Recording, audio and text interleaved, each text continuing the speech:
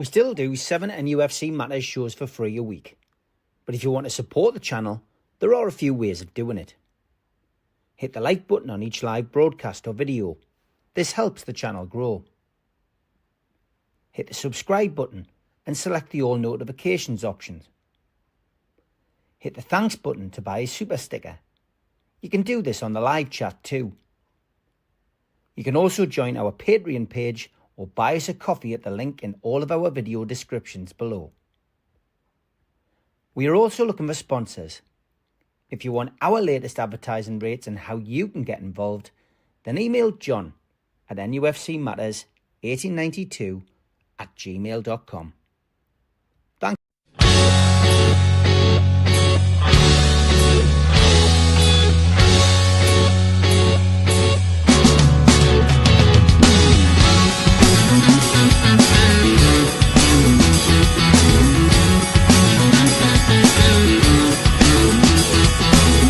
Hush now, city kids, gather round for urban myths. Hush now, city kids. When it came to me after so long, I didn't have no choices in the streets where I was from. When I think about the pain, I didn't have no choices. I took what I had sworn. Hush now, city kids, gather round for urban myths. Hush now, city kids.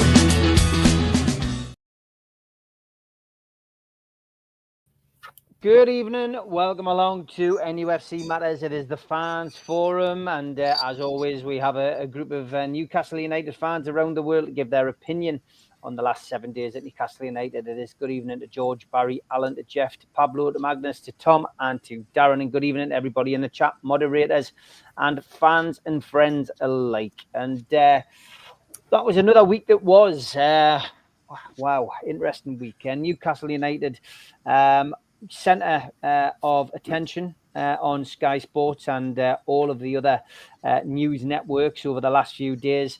Willie Won't saga with Ekatike, followed by Willie Won't saga with Alexander Isak. Throw into the mix friendly with Celtic, Newcastle United's first, Celtic's fifth friendly after a week's training in Austria, which it looked as if they had a very, very good time. And then finishing that off with a 4-0 defeat. Cue the meltdown on social media. Nothing coming out of the club other than an appointment of a technical director.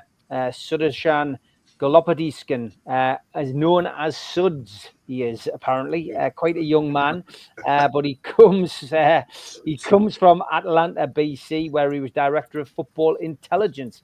Football intelligence, is that not something to do with the police? Anyway, I digress.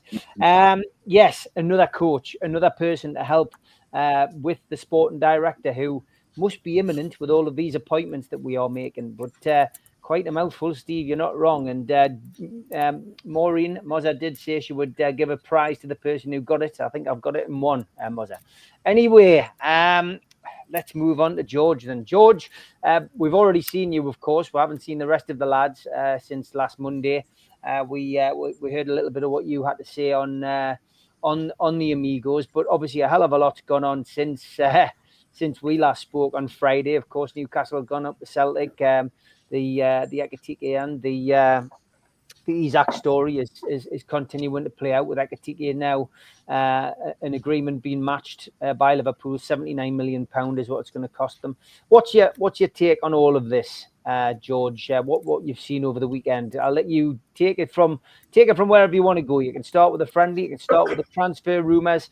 You can start with anything, mate. Let's not forget as well, the one thing I have missed is James Trafford, of course. Manchester City throwing a curveball into that potential transfer as well, because they obviously have a buyback clause, talking about potentially bringing him back to Manchester City. Although in the last couple of hours, Manchester City have now been linked not with one but two other goalkeepers, which could then mean that Newcastle are maybe back in the mix for Trafford. So let's not forget as well, 42 days to go until the transfer closes. That's a hell of a long time. Go on, George, give us your views on what's happened over the last 7 days.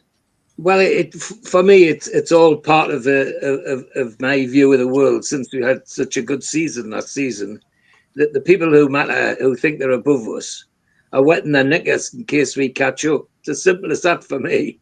You know, Liverpool panicked into the Ekitike transfer, in my opinion, because they thought they were going to get left out of everything. I'm not even sure that we went as far as making a bid. And if that's the sort of price they're playing, I'm glad we didn't, to be honest, because from the minute he was mentioned, I think you lads will remember I was a bit iffy about going back for him because his attitude, particularly when he's been transferred, has been nothing short of awful. I mean, he sat and sulked at PSG for nearly 2 years because he wasn't getting what he wanted. Then when he went to Germany, he sulked there until they got rid of the big striker and he got a chance to be the kingpin. Can't be doing with people like that, and he's not right for our dressing room, in my opinion. So there's that side of it. The other side of it is that for every positive rumor, there's 10 negatives. And what disappoints me more than anything is the people who would normally, or you would think would normally point in our direction, are just joining in the melees, the it's all going wrong sort of thing. Well, I don't think for 1 minute it is going wrong, and just looking forward to what's coming. Sean Longstaff going, I actually happen to think that that's a bit sad, but others don't. But I think we sold him cheap. Actually, I'm sure we could have got more for Sean than we did. It's unusual that everybody talks about inside information. Well, on Sean Longstaff, I had inside information about that transfer because the podiatrist that comes and does my feet came to me, and he always talks football, obviously, when he comes here. And he had just come from Sean Longstaff's granny. He'd just done her feet. And he said, he's definitely going to Leeds. So that was from the horse's mouth. Quite nice for me for a change. No, I'm not overwhelmed by all of the gainsayers, because as I say, all it's telling me is that the people who think they run everything are wetting their knickers because they think we're going to catch up. As to the friendly, well, what I've seen of it and I've read of it, I always get the Scottish Sunday paper anyway, so there was a chunk in there, obviously, and they were more critical of Celtic for setting up a game with a team that was only just starting. Bear in mind, as Steve just said, that was Celtic's fifth game after nearly a month of training. We'd had 5 days of warm-up training, not even full training, and went into that game. And you could see the bits I've seen. There were 1 or 2 tackles, for example, which you could see people were holding back. They held back, and it's a dangerous thing to do because sometimes you get more hurt holding back than if you go in full-blooded. And the other thing is, it's nice to see some youngsters getting into the scene, onto the bench, like Murphy and Neen and people like that. So they're all positives for me. The other thing is, as usual, was it unusual? Eddie Howe in his press conference afterwards was actually, I think, a bit too honest in saying what he had to say, particularly what he said about Isak, that he had deliberately taken him out the firing line. Well, fine. It's his job to manage the players, and I'm not sure what that game would have done for Isak anyway if he'd been playing. So any loss is like a stab in the back to me. I want to win everything, but I've got to say that particular game, it kind of reminds me, if that you lads may remember, when we went to Leyton Orient and got beat 5-1, and then from that terrible defeat, which found us a captain because Jamal Lascelles went berserk in the dressing room, and Rafa immediately made him captain. and we went on and won promotion without hardly losing a game after that. So who knows? But I'm not crestfallen. I'm disappointed when we lose any time, but I'm not crestfallen, and neither am I so upset about what's trundled about the press. Remember, a lot of these people that are trundling the stories out are basically pushing stories for their team. They're not independent journalists. They're pushing for their team. The guys talking about Liverpool, etc. And that's that's what we've got to live with. And it's part of what we've got to live with if this is where we want to be, frankly. And we're an easy target because we're out here on the northeast on our own. So, but I'm not downhearted or befelled by what's been said. I'm still looking forward to what's coming, and it's a quiet window. And I think I've said this before as well, as when we had a quiet window when Eddie first came, we in a matter of a week we suddenly had Bruno, Isak, and one or two others, Botman, suddenly arriving on the doorstep. Well, if we have that kind of window, then that'll do me. But as Steve said, plenty time yet, lads, plenty time. So What do you make of the comments about Alexander Isak by his agent, George? Because I think that was a bit of a sobering comment this morning from him. Well, the agents unfortunately have taken over a part of the game which I don't like. But on the other hand, he's doing a job for his charge, and if that's how he sees it, I got a sneaking fancy it's a kick up the bum to Newcastle to do something about a new contract. But I don't think they need a kick up the bum. I think that's being done as we speak. I think, as it is with Livramento. So I'm told by somebody else. So I take it. It's not the best of comments, but on the other hand, it isn't saying that he definitely the grass is greener on the other side, and I couldn't see Alexander Isak saying that anyway. So it's a third party, so I take it for what it is. Yeah, I mean, it's interesting, Barry, to hear, Gonzalo Gayton, who is Isak's agent, reported as having spoken to a Saudi Arabian publication, saying that we are indeed studying and analysing all options and we may be close to finalising the next step for the player. Now, with the next step for the player, as George quite rightly says, could be a new contract, could also be a new club. But that is the big interesting statement of the day.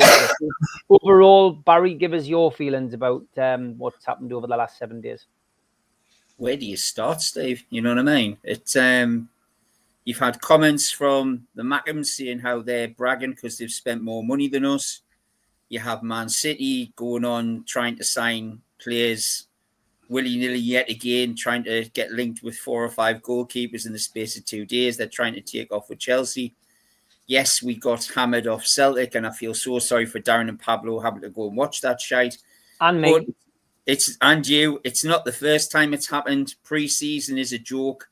You said it yourself, Steve. Pre-season games are like, they're all over the place. You can look back at any season in our recent history and we've had at least 1 or if not 2 or 3 shite pre-season games because all they're there for is to build up fitness. It doesn't matter what we're doing them. Yes, we got thumped and I would have preferred not to happen. But if we're getting thumped in the last pre-season game before the season starts, I'll be a lot more worried than I am getting beat off Celtic. Like you guys have said, Celtic have played, 5, 6 pre-season games. They're ready to go. Their season's due to start. Eddie said it himself. He said the players are knackered. He's worked them to death over in Austria in their training session, and they weren't ready for it. He held his hands up and went, I'm really sorry. They came back. They gave their best, but they weren't up to power. It's going to take a while to get there. Isak's story, yes, you don't want him to go. He's one of the best strikers we've had in a long time. But if some knacker's going to come in and bid 200 million, which I think is what it's going to take to sign him, let him go. If you look at the PSR, the things that Mitch comes up with when he does his financial breakdown, that 200 million would then equate to 600 million in being able to spend on players. you do get a bit fed up. I mean, obviously, I do my list, and the list gets very disheartening when it looks as though, and I know a lot of people are complaining that we haven't done anything transfer-wise apart from Elanga. But we obviously are, because we're getting to the stage where we're making bids for people, but then we're losing out because of the amount of wages other teams can afford to pay. That's what's holding us back. We can't afford to compete. Until we break our wage structure or we can do something to raise the wages, we cannot compete with the Scousers, Arsenals, Man Cities, Chelseas, because they're way ahead of us financially. We can't. And this for me this is my major annoyance. Is the one thing I'm disappointed with them is this seeming reliance to go after Premier League targets. I'm praying, like George says, that there's people working on in the background from abroad. I'm sick to death about hearing these mediocre Premier League players who were supposedly worth 70, 80 million. Trafford isn't the best keeper out there. You know, he's not even the best English goalkeeper in the Premier League. He's a mediocre goalkeeper. I wouldn't even have said he's that much better than what we've got, but yet we're getting ourselves all stressed out because he's not coming. There's better goalies out there. Go outside the Premier League, Eddie. You know, go and sign somebody from somewhere else. You look at our best players, like you guys said over the weekend. Who's the best players in the squad? Tonali, Botman, Isak, Bruno, Joe Linton. Now, hang on a minute. Remind us which Premier League teams they came from. No, not one of them. And they are the best players we've got in the squad. So why are we looking at Premier League Mickey Mouse players whose agents are basically ripping us off and just making a laughing stock out of us? The whole Ekatike story. I totally agree with George. I didn't want the kid anyway. His attitude stinks. He didn't want to come when he signed for PSG. He didn't want to come when he went to Germany. Tell the kid to naff off. He's not that good. They're making out that he's got this great goal-scoring record. You compare his record to Isak for last season, and Isak laughs him out the car park. He doesn't even come close. Jacob Murphy had a better scoring record than he did last season. If you look at his games per goals, and I know Darren will like that one, but he was pretty much on a par with him. So the kid's now special. I don't like the 28-year-old from Brentford who Wisser or whatever he's called. He's too old.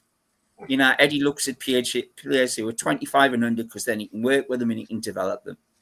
It's just, for what worries me, Steve, is the fan base ripping itself apart. It's like you guys have said, and I've now crossed off my list probably one of the few other channels I watched, because over the weekend they basically went into meltdown, and I've mentioned it in the chat to the guys. I'm not going to mention who they are, but I was disgusted with them. All they did was went windy to the Newcastle fans. This is crap. Eddie's crap, blah, blah, blah. And they're supposed to be a loyal set of journalists who give an honest opinion.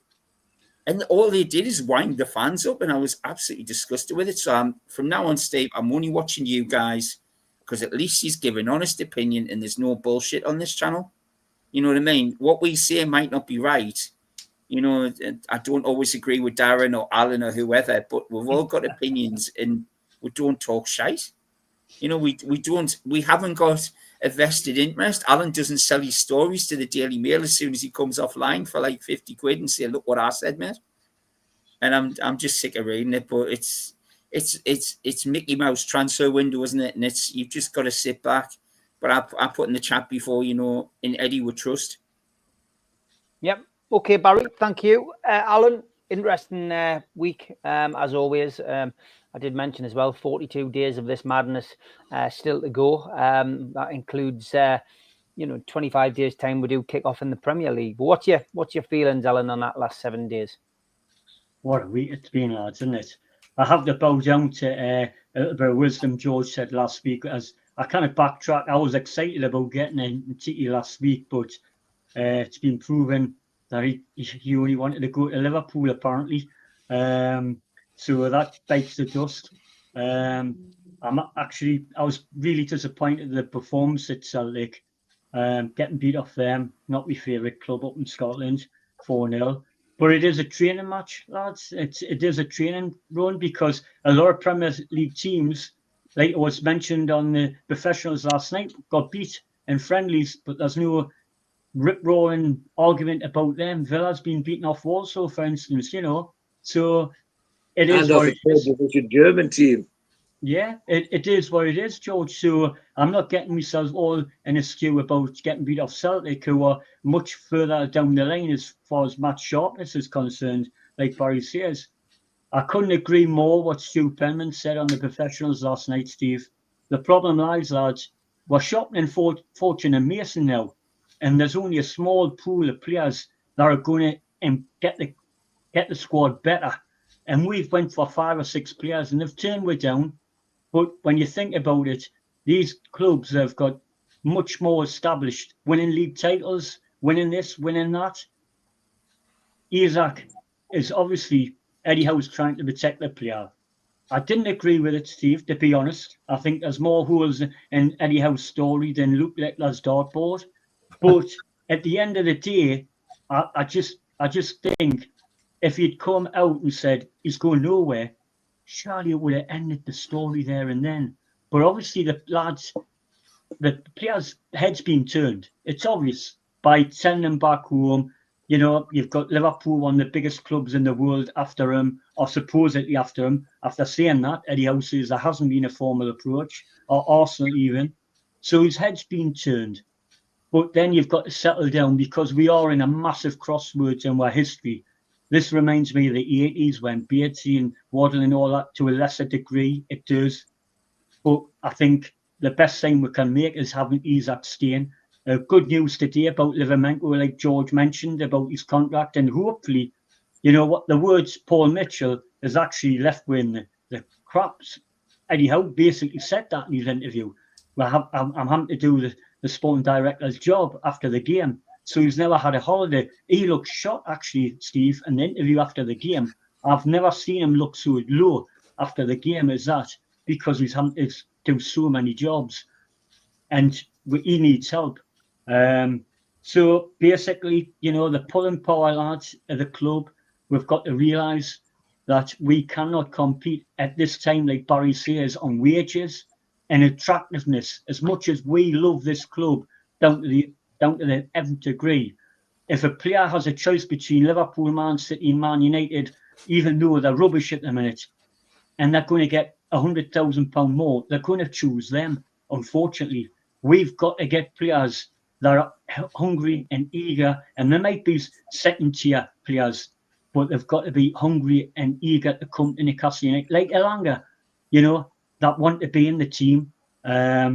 I'm trying to get as much in as I can, Steve, because I would be an hour, but it's just these 6 weeks are so important. We get players through the door, and as Barry and George have said, don't be disheartened, lads. We've got to get the players in.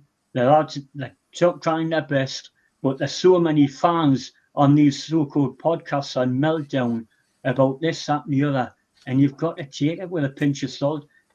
I've always said it, and I'll say it again. Until September the 1st comes, we can only judge the transfer window until September the 1st.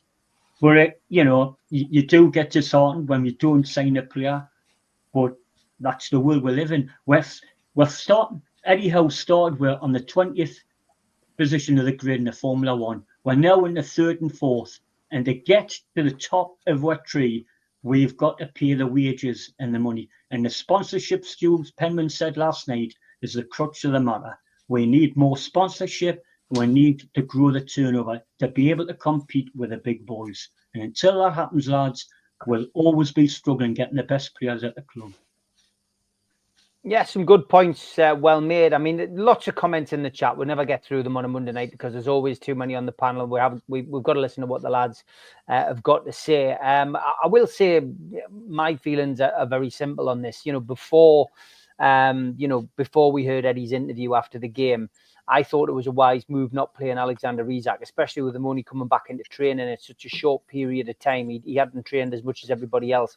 He ended the season with an injury, of course, and wasn't 100%. So it didn't really concern me that he wasn't even in the stands. But then when I came out of the match and heard that Eddie sent him home and that he was protecting him because of the speculation, I was a bit concerned. I've got to be honest. I was very concerned. And then reading that quote, whether that quote is true or not, this morning, I was concerned about that. Now there's people saying that it's been denied that was an actual quote, that it's been lost in interpretation. So, who knows? Like Alan, 1st of September is when we'll judge the transfer window. And if we've only brought in Alanga and let players go, then we have weakened the squad. There's no doubt about it. And we will be in for a hell of a long season with all the competitions that we've got to play. If Alexander Isak leaves Newcastle United, we've got problems as well, because you're going to have to replace essentially what is the irreplaceable, because he's up there with Haaland, he's up there with a lot of these big strikers around the world. And if he does go, and the reason he goes is because he doesn't want to play for Newcastle United, or he's had his head turned and he wants to put money ahead of playing for Newcastle, I think it's the right thing to let him go. But you want to get a good price for him, the best price for him, and that money has to be spent immediately and not banked. We can't be going into the season relying on William Masula to get 20 goals next season. The fact that we are talking like this on this fans forum is doing their bloody job for them. Who, George? Let them talk like that. I don't want to talk like that. You're not talking like that, George. I'm giving my opinion. You've already given your opinion. Yeah, I'm giving my opinion on it, George, and I'm telling you how I feel. It would be wrong as the person who runs NUFC Matters not to give my opinion about how I feel about the situation. And I was at the game at the weekend, and I personally felt that Alexander Isak should have been there and he should have been playing, regardless of what the situation is. To suddenly send him home, I thought was strange. I can see people saying it's protecting the player, but surely Alexander Isak should be playing the friendlies. He should at least be on the bench. Then he should be playing. And Bill Burnett says, he sides with George. My opinion's wrong, but that's just how I feel. I'm not basically speculating. I'm not saying anything other than giving my opinion as to how I feel. I did feel a bit disappointed. I was like Darren and like Pablo. I was at Celtic. I travelled up there, and I want to see the best team play, but we didn't see a play. This speculation is not doing anybody any good. And the longer we go without a CEO, why hasn't he been replaced? The longer we go without a sporting director, why hasn't that situation been sorted out? Then it's just going to get worse and worse. The summer will go from one catastrophe to another. That's how I feel at the moment. And it needs to be addressed. Things need to be sorted out. The announcement of somebody in the backroom staff whose name most people will never be able to pronounce, essentially will not ease the pressure on Newcastle United in the media. It will only get worse. Bill Burnett, you're completely misunderstanding what I'm saying. I am not speculating. I am saying how I feel about the situation, which is effing disappointed, Bill. That is how I'm feeling at the moment. And that isn't swearing. Jeff, I'll come to you. I'd offer you a cuddle, basically. Thank you, Jeff. Can you send it in the post? I'll send you one in the post. Yes. Thank you. Well and truly ambushed, basically. Celtic ambushed us. I didn't see much of the game because it wasn't very interesting for me. You could see the guys. It looks like you're running in treacle. You know what I mean? Because they're not fit yet. And I've just been enjoying the whitewater rafting. That was good. That looked really good. Right. And a lot of the fans, unfortunately, experienced the Tyne Valley line, one of our oldest railway lines, and with some of the finest rolling stock that you could find. Now, on Wednesday, I had a look at Twitter, and there were 80.4 thousand tweets about Isak, right? And put that in proportion, there was 175,000, almost double that, about the Labour Party, right? He's got 50% of the interest of the Labour Party. And at that time, our friend Wissa was only 17, right? There was, he hadn't appeared. So there's a lot of absolute nonsense. I don't know who's driving this. I'm disappointed with people like Keith Downey telling us all sorts of strange stories. Where they come from, I don't want my club to leak. I don't want to know. Some of this stuff is to do with medical stuff, which is confidential, right? And it shouldn't be out there. Right. I've also got my own little problems psychologically. Is I discovered that when I'm putting comments in the chat on NUFC Matters, I'm the only one that can see them. Oh, God. And I was thinking, why are these bastards ignoring me? Hi, everyone. No, I'm putting a joke in there, nothing happening. So I did a bit of investigation, and I've had to create a new identity. At some stage, I will appear with a new identity, because I'm banned from the Facebook group as well. I'm getting paranoid. It's getting terrible. Be like Matt Damon, Born Identity. Anyway, we've missed some. We should be looking towards some more sponsorship. You're right. VAR could be sponsored by the RNIB, Guide Dogs for the Blind. We'd have a good thing there. And generally speaking, decisions since the Roman period, when they discovered this, 3 men, right? You have the money, you have the chief scout, and the manager, or the equivalent at that level. Right, and they get together and make a decision between them. Right, it's you've got 3 different inputs.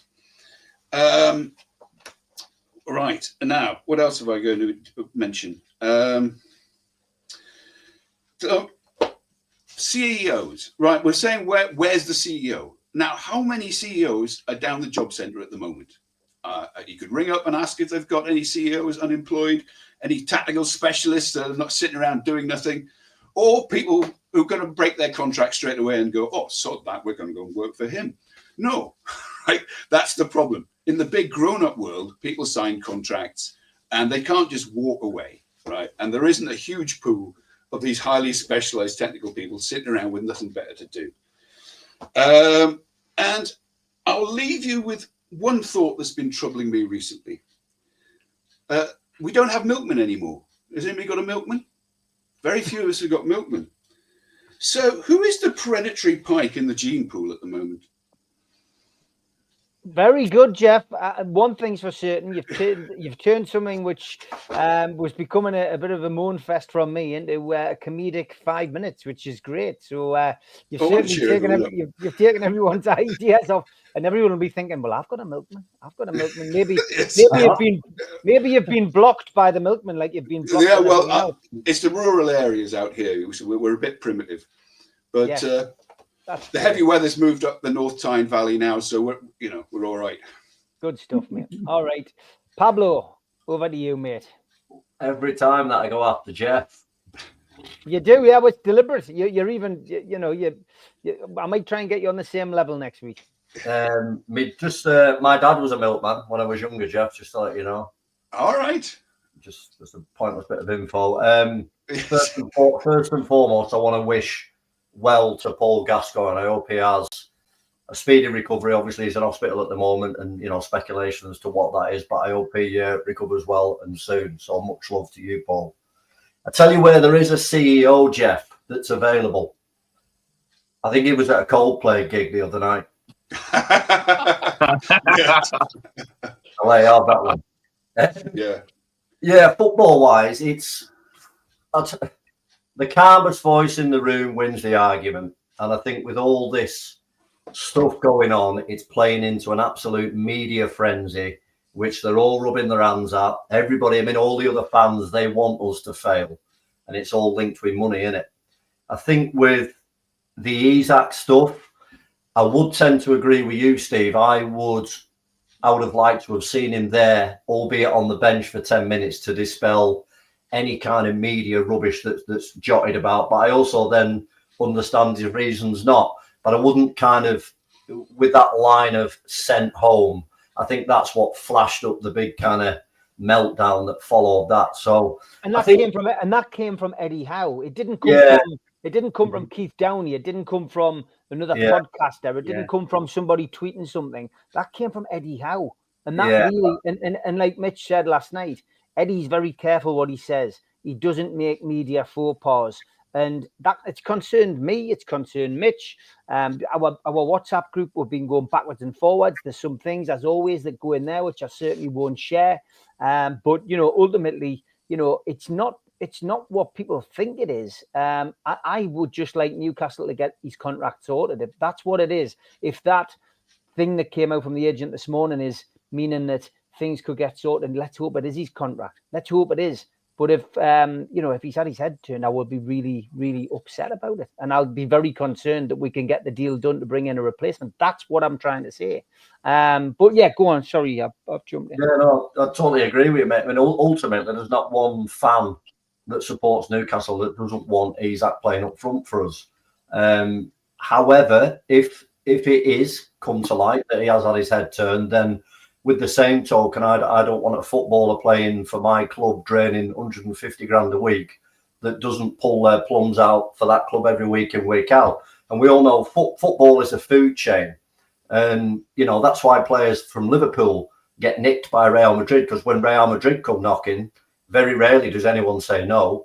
And it's just a footballing food chain. And I think where we sit at the moment, as the lads pointed out, we're sat way below the top table at the moment. So we're always going to come up against teams, pickpocketing us for players like Trafford or this Etikike guy, that guy would say. And I think really what we've got to do is realise, first and foremost as fans, but then as a football club, we shouldn't be going for these players. What we need to do, and I've said it time and time again, the Brighton, Brentford kind of model. Look at them guys don't need to go and spend £80 million on every player. Every player they're linked with isn't £80 million. And that comes from good structure. And that's where we're evidently struggling at the minute, because we've had a CEO, like we said, you've had Mitchell that's done one.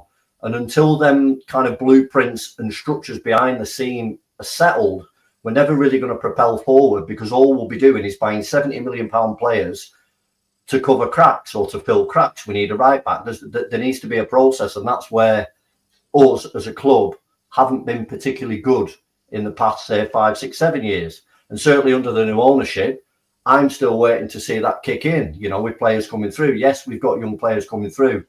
Are they going to make it? I'm not sure. I picked in our chat the other day about Lewis Miley, and I'll probably go against the grain of what some people think. I don't think he will ever make it at the top table in our football club. I think he's lethargic. I think he dwells on the ball. And I'm not just basing this on Saturday, by the way. I think he just doesn't strike me as someone who's going to break into that team week in, week out. And he's our kind of best prospect at the minute coming through the proper academy.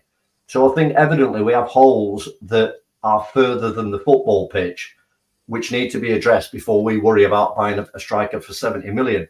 That being said, we do need players. Who else did we mention before? The Longstaff thing. I wish Sean the very best, but I think ultimately that's one of them moves in football that everyone benefits from. I think Sean deserves that. He's at that age now where he really needs to push on, and he deserves that chance to really cement his place at a football club, and hopefully Leeds will offer him that. We get a few quid and everybody moves on. That's just football. I think the Celtic game was disappointing, and I'm with Alan. I'm the blue side of Glasgow, not that side. So for me, getting pumped by Celtic was a double whammy. Yes, they are further on in their development. The 5 games in, the Scottish season always starts earlier, so you can argue that they should have been. But there is also a part of me, I need to be honest, any English Premier League team going up to Scotland should not be getting pumped 4-0. Whether it's a friendly, whether it's a European game or whatever. For me personally, that just doesn't sit well. We were 2 or 3 yards off it in areas. Celtic, in fairness, I'll give them the dues. They know how to hold the ball. They played well. They played out from the back. It was evident that Brendan Rodgers had told them to keep the ball, play the ball. That's his way, and it worked for them. Second half, I thought Celtic were quite impressive in areas. They seemed to have this move that kind of moved down each channel, and they would do a quick cut back inside, and it was an early ball to split our fullbacks and centre-backs, and we were that far apart at that point. Lascelles was kind of that far apart from the right back. They were the kind of balls, and they worked that out fairly quickly, that's the way to open us up. But yeah, nothing really too much can be taken from a first proper competitive friendly. I know we played Carlisle, but like Barry said also, if you give me that result in 3 weeks, that's not acceptable. And I think probably, I don't know. I'm like you, Steve. I'm a little bit anxious, but I've also know that really does it matter. But I am anxious with a few areas of the club at the minute. Ultimately, it can all be solved by 3 brand new signings tomorrow, but ultimately, does that solve it? I'm looking deeper, and I want things fixed behind the scene a little bit quicker. rather than worrying about the next centre-back coming in, personally. But I'll leave it there, lads. Philip Farrow says, I don't read too much from Saturday's result. No, I don't either, Philip. I did say that after I come out the ground. You know, from my perspective, Newcastle's first pre-season friendly, you know, Celtic have played 4 or 5 games, you know, a couple of weeks away from kickoff for them. Newcastle have just done a grueling 1-week training camp in Austria. And, you know, a lot of players who started the game and finished the game won't be playing in the first team on a regular basis. And friendlies are all about blowing the cobwebs out and having that opportunity to, you know, to try things out. So, yeah, the disappointing thing for me was 10,000 of us went up there to go and watch a game of football and we felt let down. That's that. And I know, you know, Pablo's the same, Darren's the same. I know for a fact he is. I know anyone I spoke to, you know, Denise was there, people in the chat were there.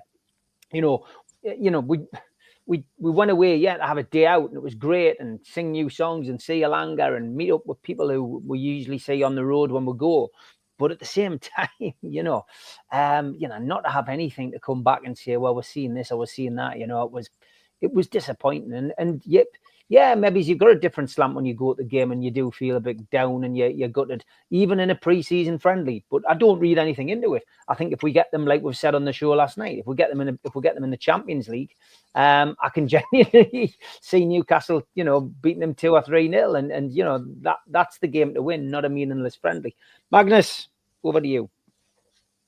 Yeah, I mean, if we're talking about the last week, it was a little bit like the weather in Iceland. It was emotional, schizophrenic roller coaster. We started on a Monday evening with I didn't join you guys, but we had the news of the offer of 70 million to Ekitike. The name Ekitike doesn't have a good ring to me because Eki means not in Icelandic or don't. So maybe we just dodged the bullet there because this is the kind of type of player that could have unsettled the locker room, and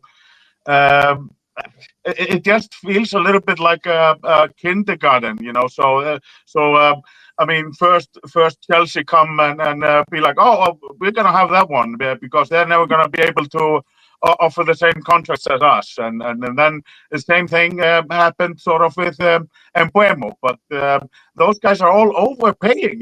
This is starting to remind me of storage wars. You just bid them up and then you walk away and make them pay more than they had to. I'm not saying that we didn't want Ekitike. Obviously, we've been chasing him for a long time.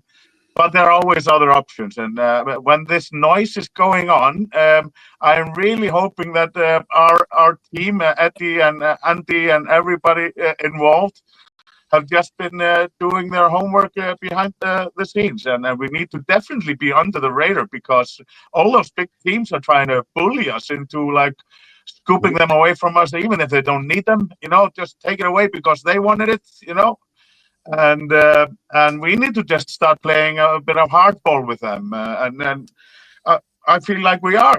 I mean, they didn't get our best player, and slightly unsettled like the rest of you with him being sent home and the comments afterwards. But I still believe that Alexander Isak will be a Newcastle player given the beginning of the season. And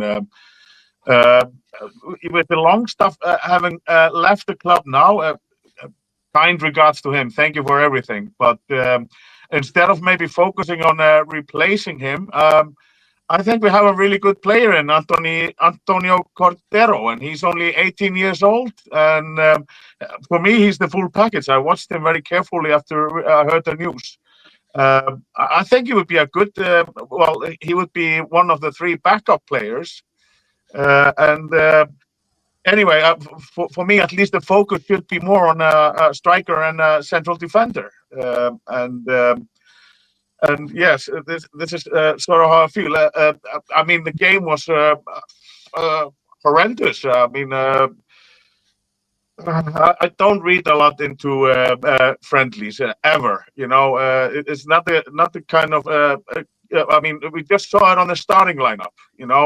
There are lots of names that are not going to get minutes. This was far from our strongest team, and the reason I've been seeing Icelandic teams have been making the Conference League, and they are competing also like Celtics going for Champions League.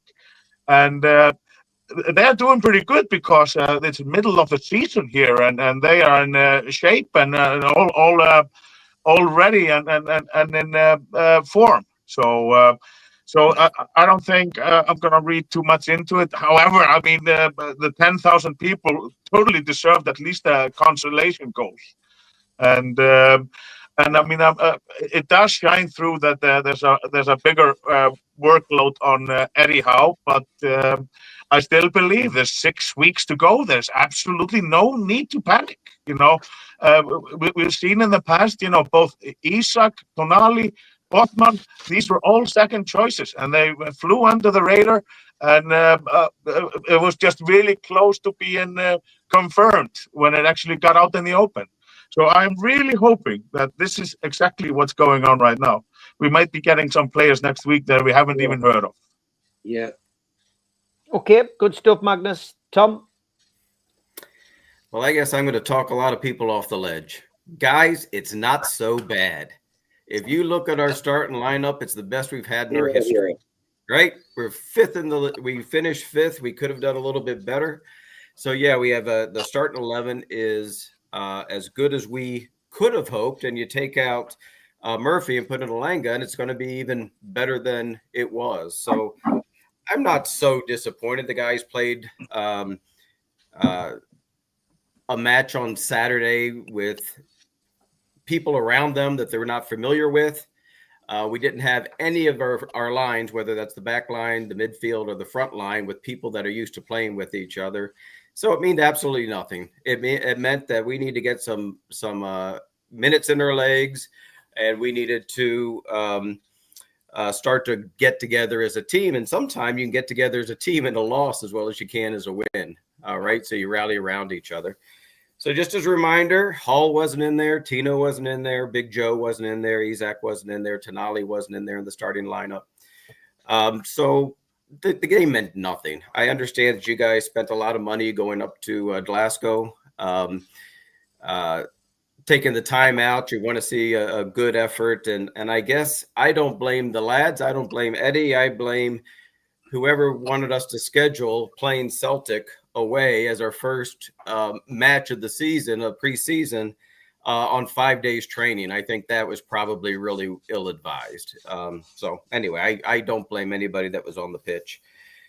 I do agree that we need to strengthen our team. It's pretty obvious that we need to strengthen our team. But again, I'm looking optimistically. We have at least 70 million pounds to spend, probably have twice that, if not 3 times that.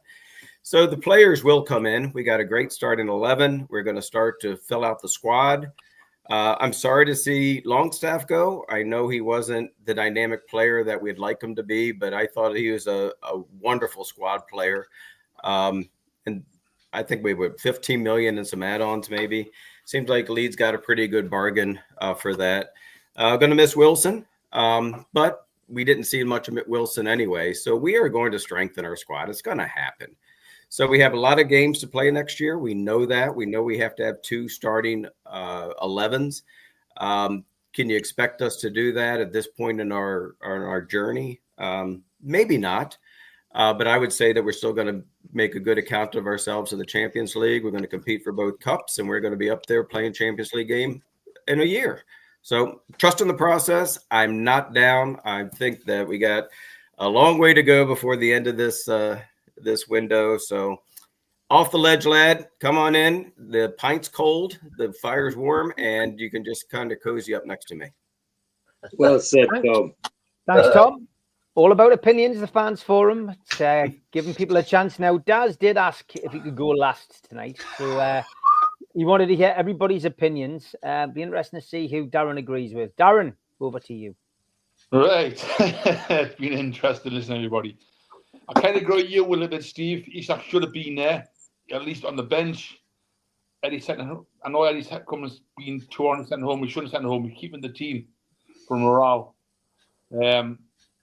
So he should be there with the squad. If he has been turned, but he's a professional footballer. He should be with the squad.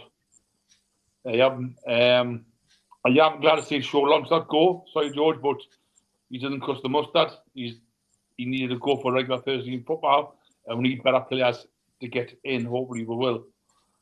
I kind of agree with Pablo a little bit. Now it's pre-season for Miley.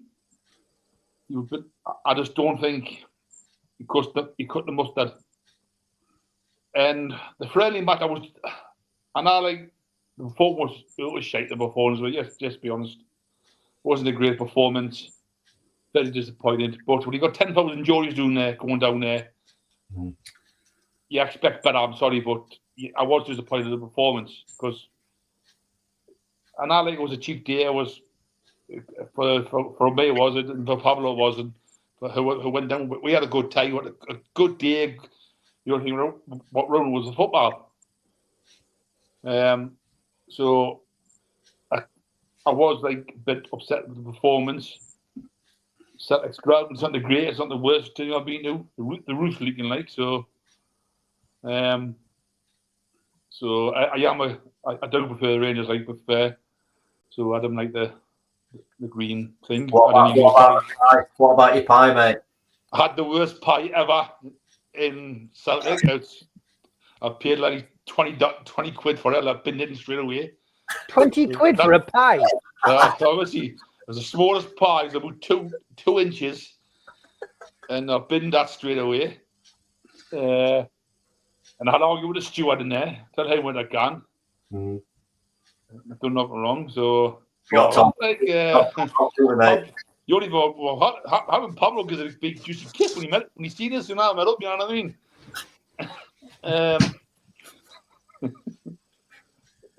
So the Ekman deal, like put a bid in for him.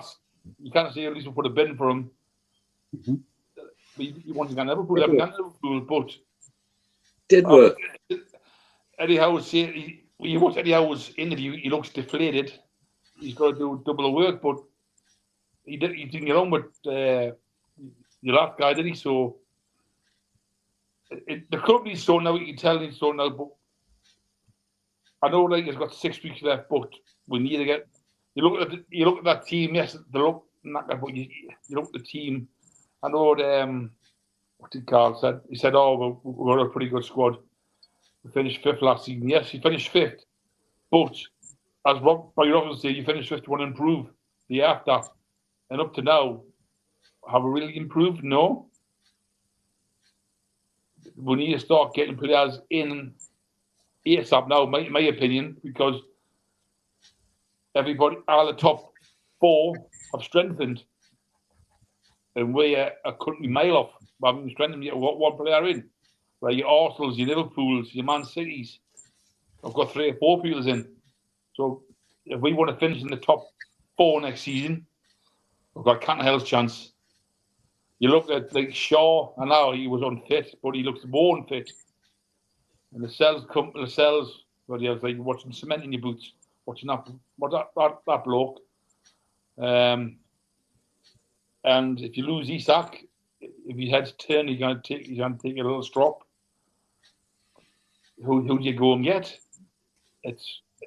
I'm not worried, but I'll be worried in the next 2 3 weeks if I forgot only one more person in.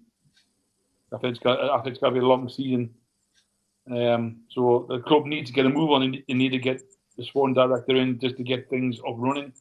And the sponsorship deals, we need to get them in because everybody's winning about, oh, I've got any money, don't get no money. Well, get a move on. And like when I know about people, people calm down. It's only just friendly. Many people having a nervous breakdown, panicking. It's only pretty friendly. I was more bothered with the performance, but then with Joey's going down. That's like me and Pablo said exactly the same thing. Like we're more knocked about the performance. What about Pablo? Yeah, I mean, we've all understood, you know, that at the end of the day, Celtic were a little bit further in the development within the season. But I think, had you give me a 2-0, 2-1, just something comparatively close, but I think it was, we didn't even look like worrying them at any point, you know. And I think we're going 1-0 down, and then Nick Pope does the fucking best thing ever. He missed the past the boat. The pink flash of brilliance, wasn't it? Oh, I thought I was saying things, man. No, it wasn't. Look back forward. That's schoolboy out of that. Yeah. I'm sorry, but It is, Barry.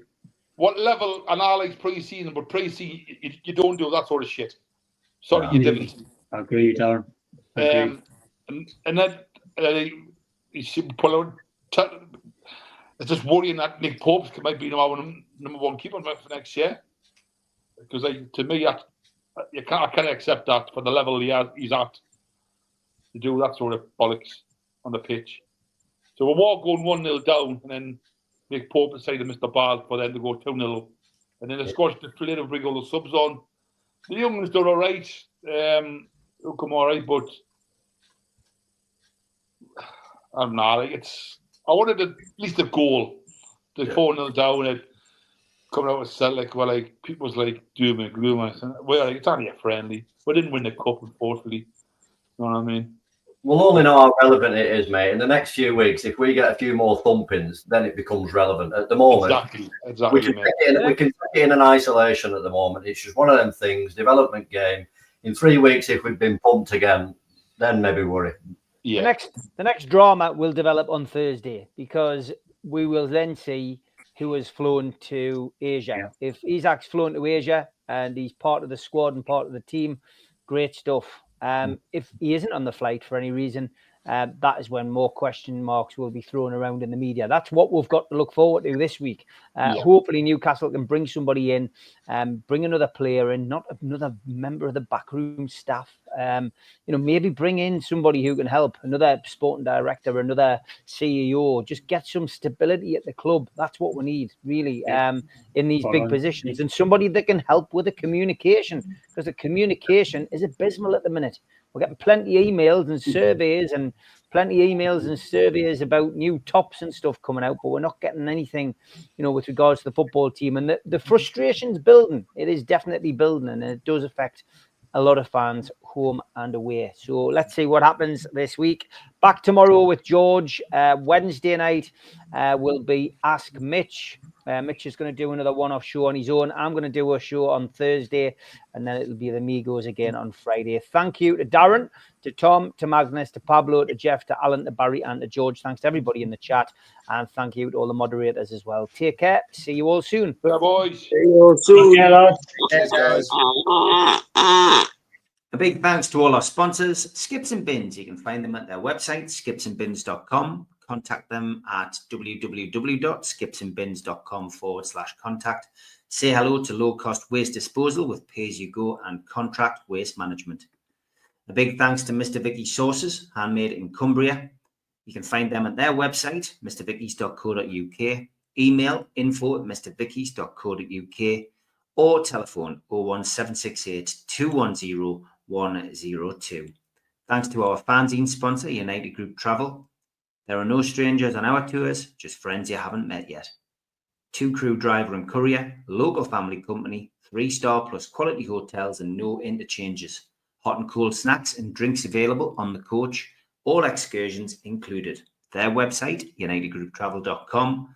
Email beverly.ugtl@gmail.com. Telephone 01670 632 460 or 0791 666 4174. Just £30 per person deposit.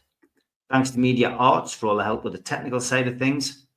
And if you like listening to us as a podcast, you can go to Sports Social Podcast Network or to iTunes, Spotify, or other podcast providers. If you want to support the show, then hit the subscribe button. It's free. We do 7 shows a week. Hit the little thumb up under the video, which is the like button, or click share to share to your social media. You can also join the channel on YouTube by hitting the join button for as little as $1.99 a month. If you want to become an NUFC Matters member, you can go to nufcmatterspodcast.co.uk. It's a £25 one-off fee.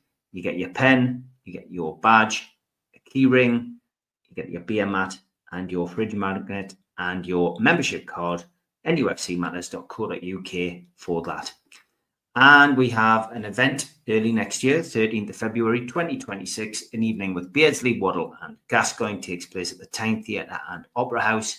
To buy your tickets for that event, go to the box office 0191 243 1171 or Tyne Theatre and Opera House.uk. And if you are watching on Twitter tonight, please jump over onto YouTube and hit the subscribe button. Search NUFC Matters and subscribe. We do 7 shows a week. See you tomorrow.